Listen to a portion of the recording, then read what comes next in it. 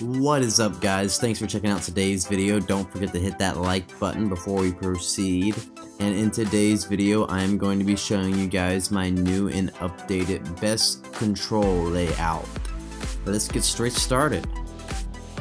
So to get started, guys, the first thing I'd recommend doing is increasing the size of your revive button.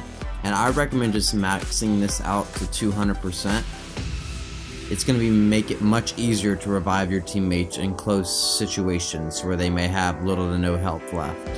Next thing after that, do the same thing for your vehicle enter buttons. It's going to make it easier to get in vehicles when you're trying to get out of close situations. Do the same as well for your exit button. It's going to make it easier to get out of your vehicle. Now let's get down to your actual gameplay buttons. The first thing, your scope button. You're going to want to increase the size of it. We're going to be moving this later, but for right now, just increase the size of it. Your shoot button, move this down, and then move your jump button right above it. This is because you're going to find that you're going to end up using the jump feature a lot more in game, just because you'll be able to jump around corners quicker and shoot.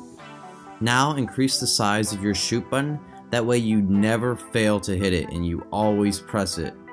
After you've done that, guys, go ahead and take your right hand peek and fire button and move it over to the right hand side. It's going to be much more oriented for you when you go to actually use these buttons. I recommend increasing the size of the left hand one and then increasing the size of the left hand fire button as well. Also, I recommend increasing the size of the joystick. That way you never fail to move, even if you got those sweaty old fingers. Guys, now that we've done all this, you may need to decrease the size of one of the middle buttons to be able to press these, but this is a major tip. It's going to make it much easier to switch weapons. Move your weapon selection box on top of the other one, and after you've done that, move the pistol selection box up to the top. That way you don't have an issue selecting your pistol if you do need to actually use it, which I rarely use pistols, guys, and I don't recommend you use them as well. Now, after you get them all situated, it may take a tad bit of time. We'll move on to the rest of the tips.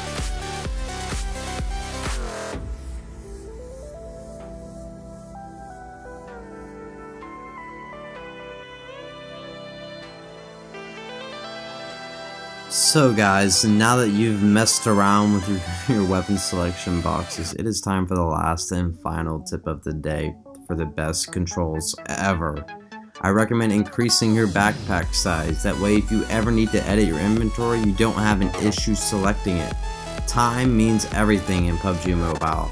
So the bigger the buttons, the quicker you select them, the more time you save. I want to thank you guys yet again. Make sure you increase the size of everything back to normal if you had to change anything, and make sure you save this layout before you leave. Guys, thank you yet again for watching. If you haven't already, please click that like button. I greatly appreciate it. And if you want to subscribe, check out some more of my videos. I have some sensitivity settings and some more control settings for you guys. Thanks yet again. Have a great day, my friends.